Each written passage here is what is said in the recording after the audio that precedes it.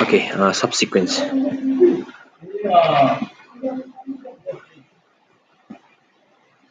First, we'll write the definition and we'll write few properties of subsequences and examples. If xn be a sequence of real numbers, and if there's a sequence of real numbers, strictly monotone increasing sequence of positive integers. This is n1, n2.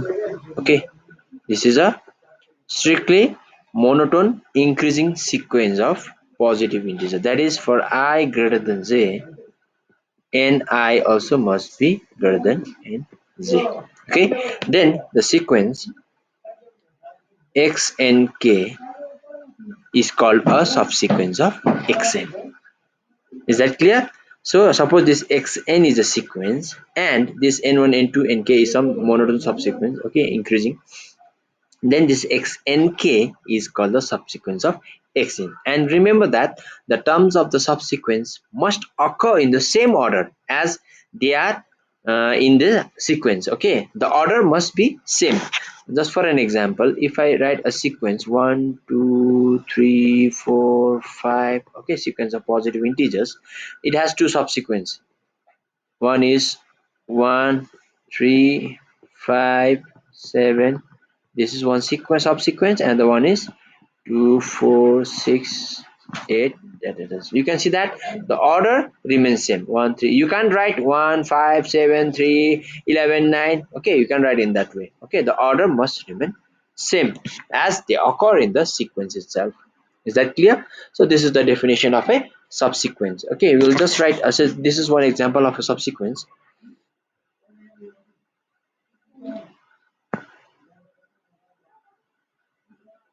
Okay,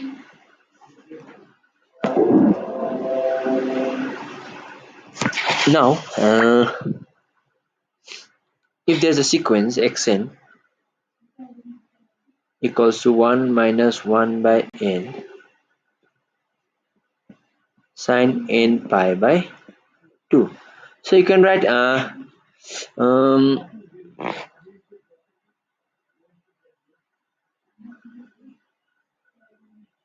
okay, suppose this is one sequence is defined x to n, okay, equals to 0 comma 0 comma 0 comma, this is one subsequence x for n plus 1 equals to 4 by 5. I'm just writing the values. Okay, 8 by 9, 12 by 13. This is another subsequence. Okay, x for n minus 1 minus 2 by 3 minus 8 by 7 minus 10 by 11. Okay, this is another subsequence of xn. Clear? So these are some of the examples of subsequence.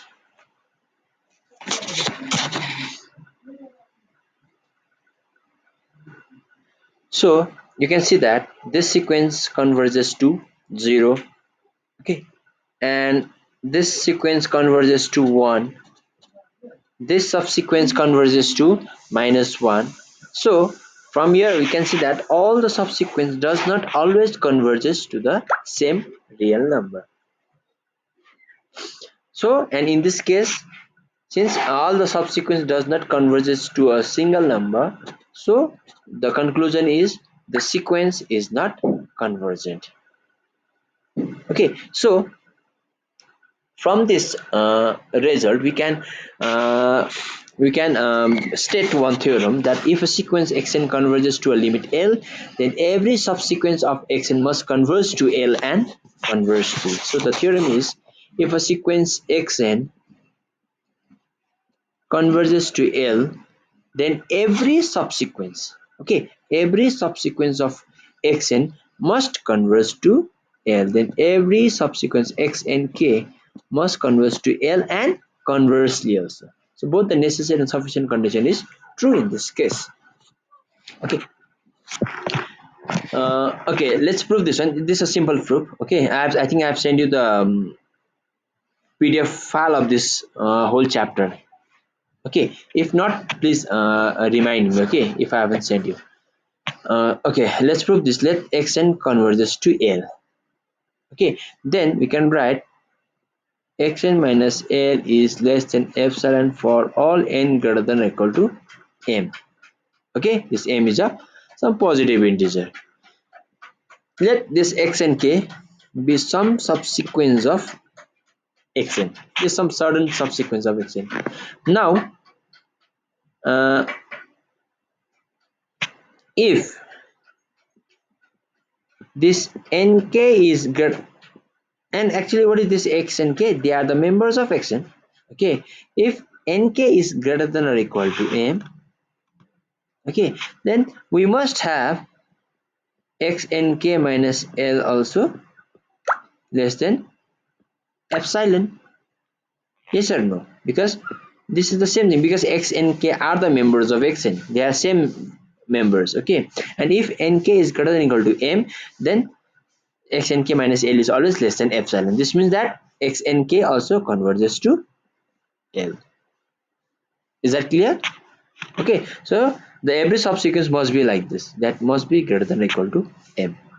Is that clear? Okay, and this is the first part. And what is the converse part? We just write subsequence of xn as xn. Xn is also subsequence of xn. Okay, we use the fact that xn is itself a subsequence of xn. So when we said that every subsequence of xn converges to same limit L, we of course include that the sequence xn converges to L. Is that clear? So you can just check it out.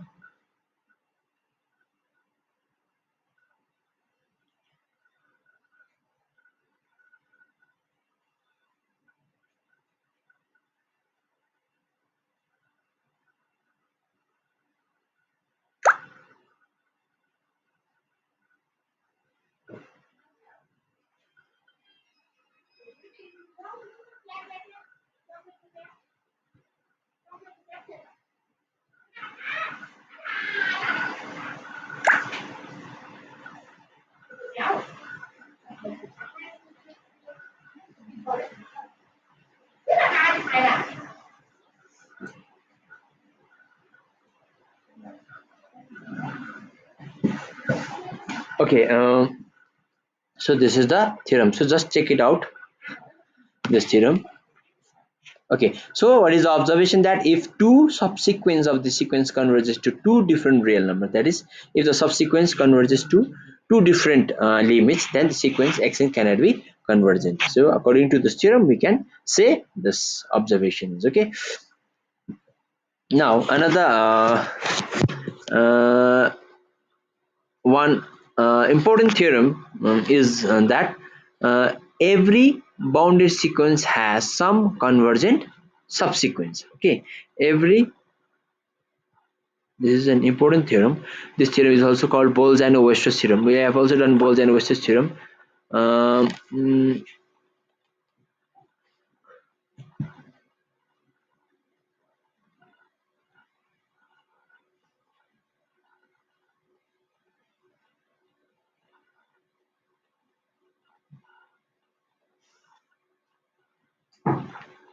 okay, we have also done Bolzano-Weierstrass theorem for infinite real number system. Okay, so in case of sequence also we have got Bolzano-Weierstrass theorem. So the statement is every bounded sequence has,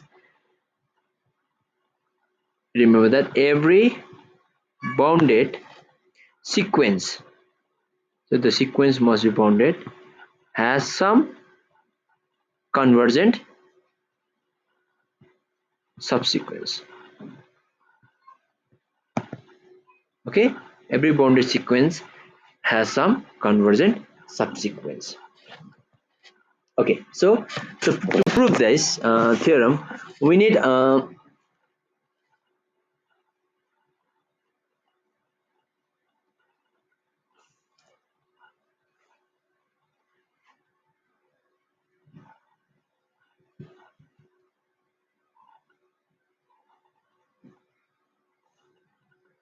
okay, to prove this theorem we need theorem on nested interval. I think we have done this in our earlier Bowles and Wester theorem on nested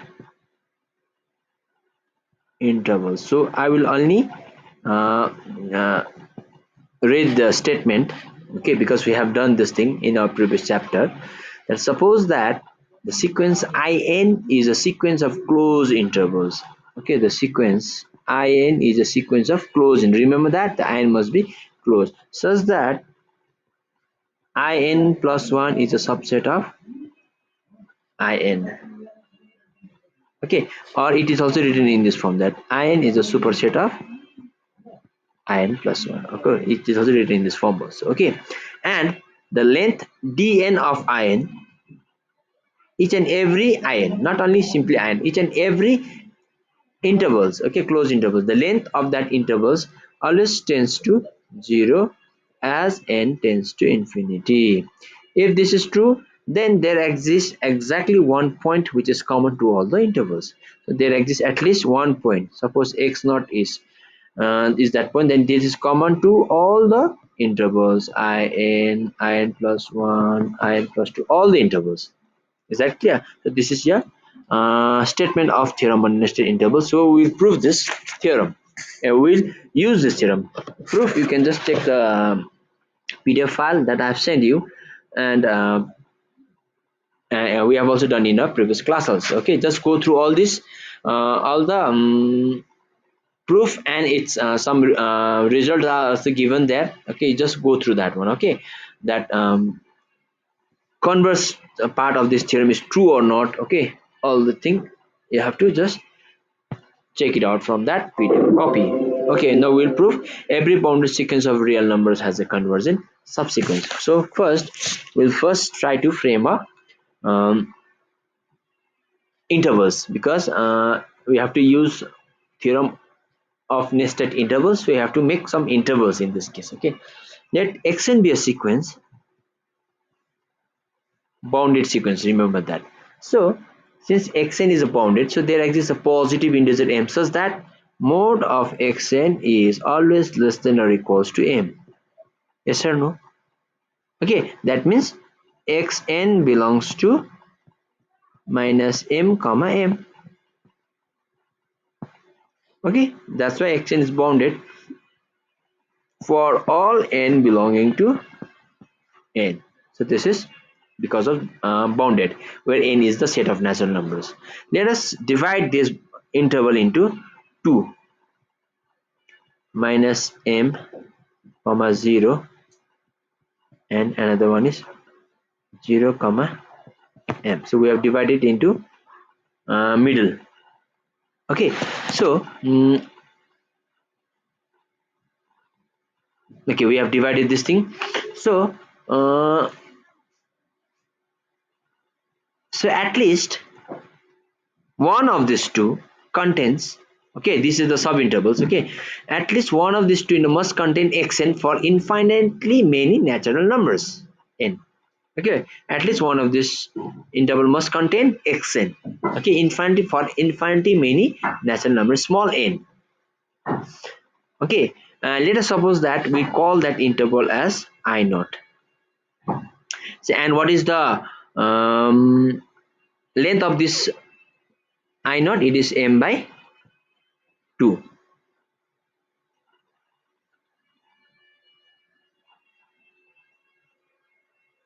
Okay, it is m by 2. Okay, okay, sorry, the length is simply m, because this distance, okay, sorry, this is twice m, this is m. Okay, the length is m. Now this is I naught. Now again what you do, divide that I naught into again two sub intervals of equal length. At least one of these sub intervals must contain xn for infinity many natural numbers n again.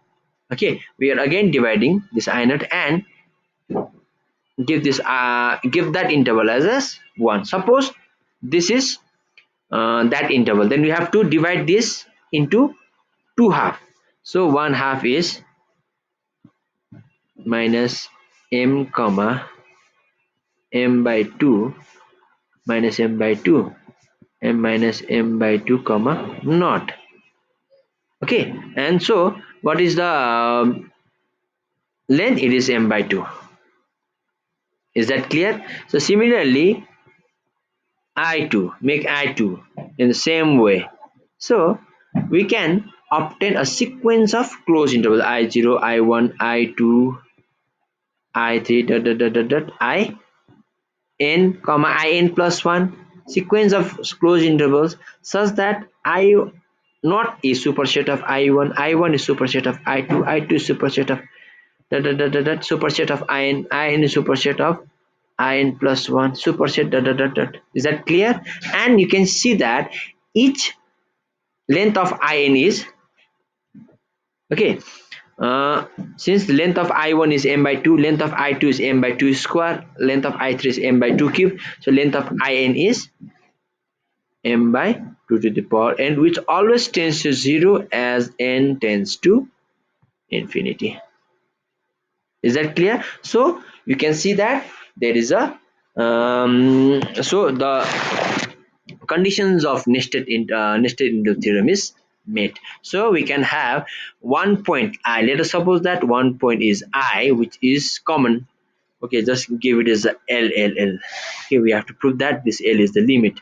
This L is one point which is common to all those intervals. Okay, now let us suppose that xn1 belongs to I1.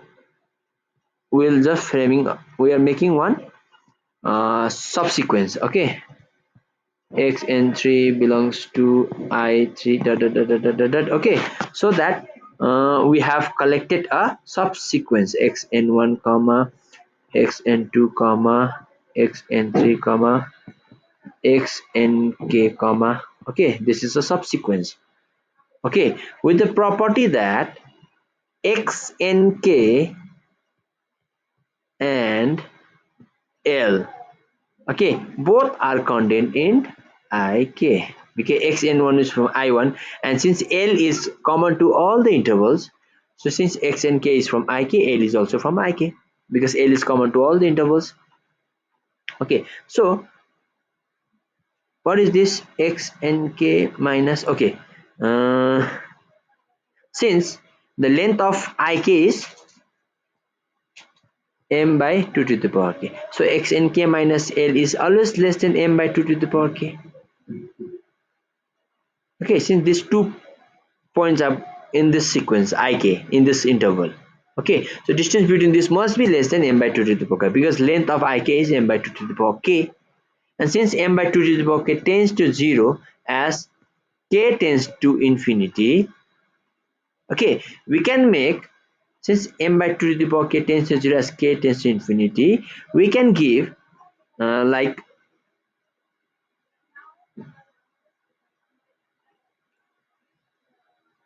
we may make m by 2 to the power k less than epsilon, okay, for all k greater than some m. Okay, since m by 2 to the power tends to 0 as k tends to infinity, so for some k greater than m we can write m by 2 to the power less than less than epsilon. Is that clear? So this implies xnk minus L is also less than epsilon for all k greater than m. For all k greater than m we can also write for all nk greater than some value. Okay, so this implies limit k tending to infinity. Okay, so in this case just keep it as k, so limit k tending to infinity x and k is equals to L. So the boundary sequence xn has a convergent subsequence, and that is x and k. Is that clear? As a convergent sequence.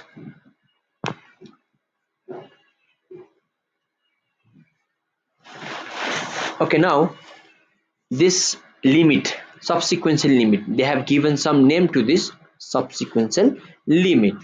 Okay, and let us write the definition.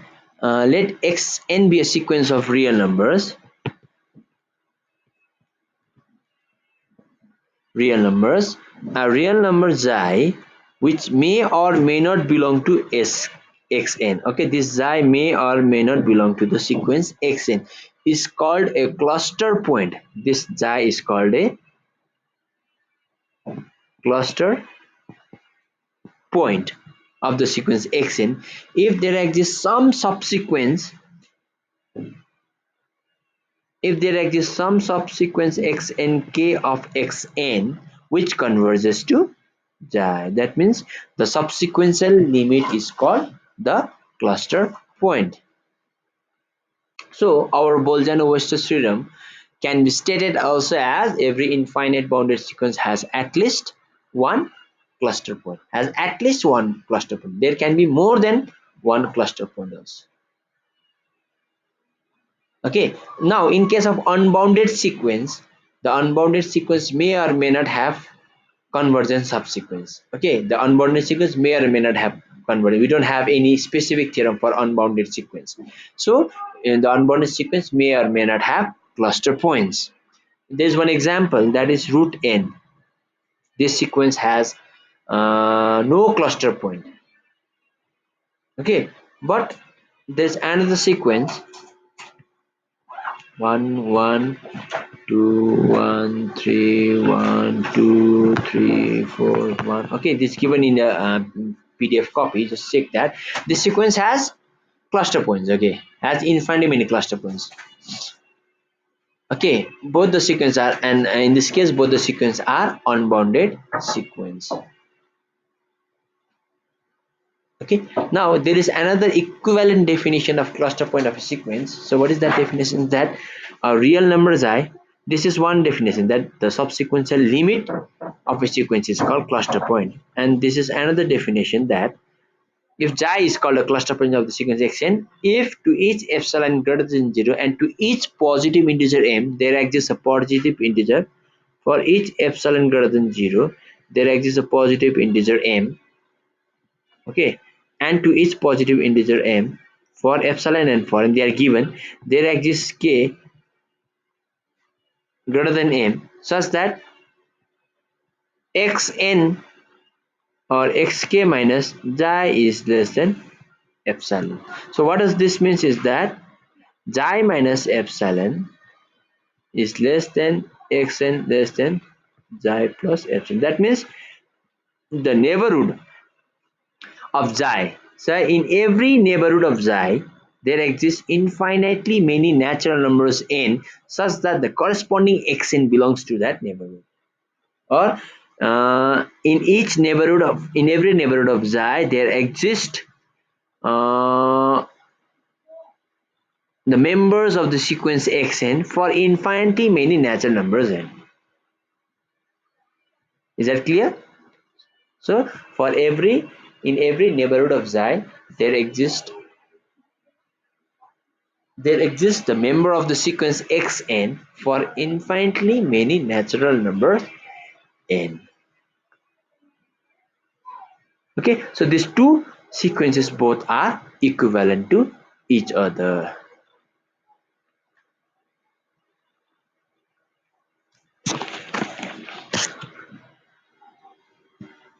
So there are few small theorems over there. Just go through that. Okay, just check out everything, the small theorems, and try to understand yourself. If you don't understand, you can ask me. Okay, now I'm going to define a very important theorem, the upper and lower limits of sequence of real numbers. Upper and lower limits. What are upper and lower limits? The upper limit is denoted by mu and the lower limit is denoted by lambda. Now what is mu? Now suppose a bounded sequence xn of real numbers is given. Okay, this is the first important theorem, first definition of this bounded sequence. Okay, let xn be a bounded sequence of real numbers. Now what we do is that we collect all the subsequential limit of xn. and denote it by E. So what is E? E is the all set of all the subsequential limit.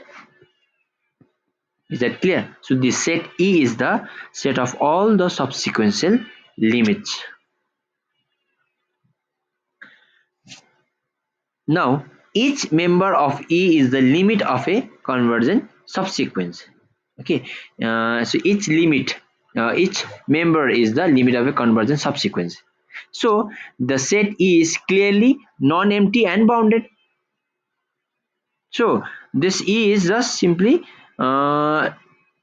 limit of the subsequence, finite limits. Okay, so that means convergent subsequence of a convergent sub. So this is uh, non-empty and bounded, because what we know is that every convergent every bounded sequence has a convergent subsequence. That means E is non-empty. That means, okay, so since E is non-empty and bounded, so it has got greatest lower bound also, least upper bound also. Okay, so this least upper bound or supremum of E is the upper limit mu of the sequence xn. Okay, also write mu is equals to limit superior xn or limit upper bar xn. Okay, and this greatest lower bound of that set E, you know what is least upper bound and greatest lower bound? We have defined this earlier in a previous chapter. Okay, so this GLB is the lambda, which is called the infimum of E, is the lower limit or limit inferior. This is lower limit or limit inferior INF of xn or limit xn. Okay, so this is actually the definition of mu and lambda. Okay, in book it is given as a second definition of lambda and mu, but I say that this is the first definition.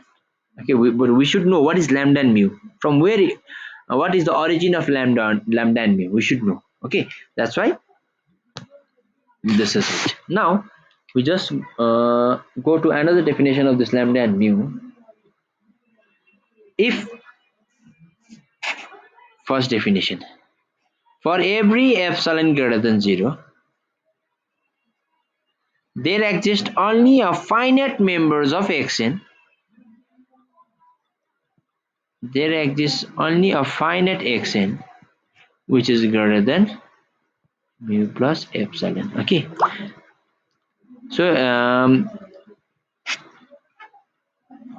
so we can also write this as there exists for epsilon greater than 0, same thing. Okay, there exists n such that for n greater than n, xn is less than or equal to mu plus epsilon. N greater than n means there exists infinitely many xn such that xn is less than or equal to mu plus epsilon. Either there exists finite xn greater than mu plus epsilon, or there exists infinitely many xn less than mu plus epsilon. So this is the definition of upper limit. Okay, so why not finite? Why not infinite in this case? Why finite? Okay, so in this case, if it is infinite, let us suppose that for epsilon greater than 0, there exists infinite xn greater than mu plus epsilon. Let us suppose that there exists infinite xn which is again greater than mu plus epsilon. So infinite xn means from this infinite xn we can make some subsequence of xn from that infinite, because there are infinite number of xn, so we can make some subsequence of xn. Okay, and this subsequence converges to some p. Okay, if it converges to p, then this p is also greater than mu plus epsilon. Is that clear? So if we write p is greater than mu plus epsilon, p is also a limit. And what is actually mu? Mu is the least upper bound. It is the upper bound, LUB. Okay, so P is greater than mu plus epsilon. So contradiction.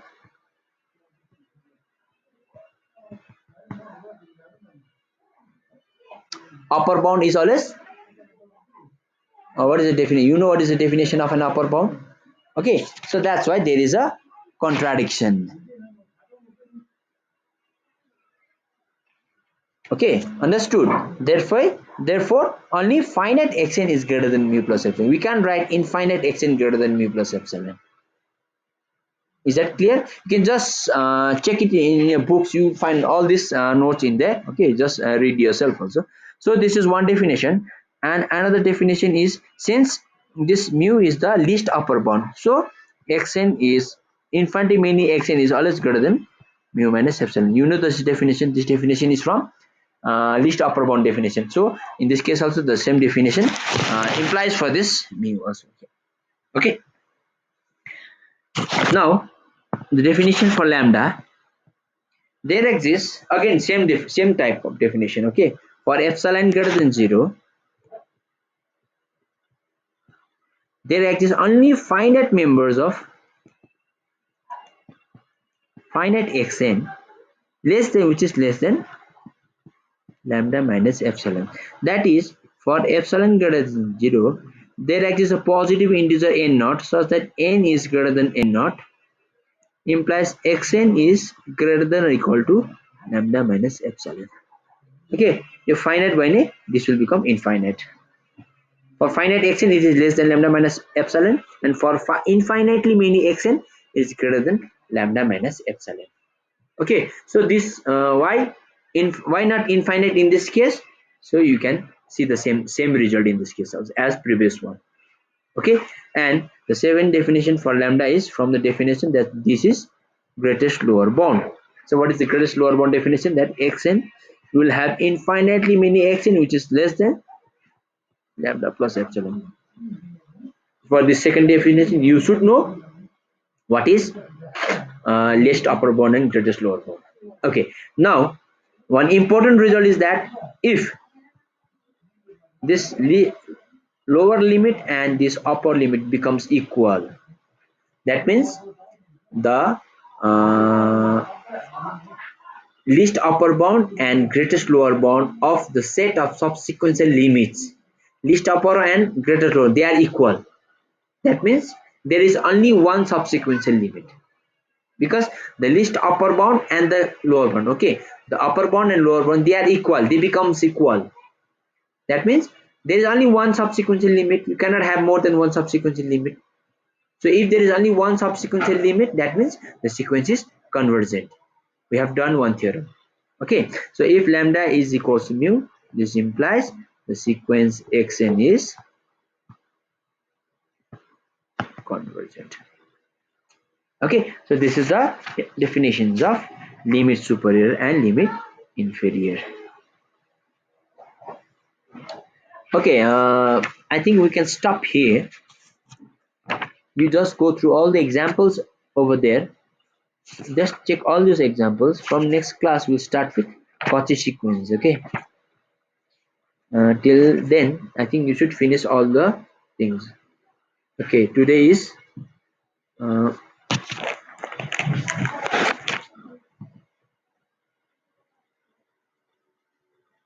Thursday. Okay, Saturday I'll take a class again. Okay, tomorrow I've got another class. I'll take class Saturday.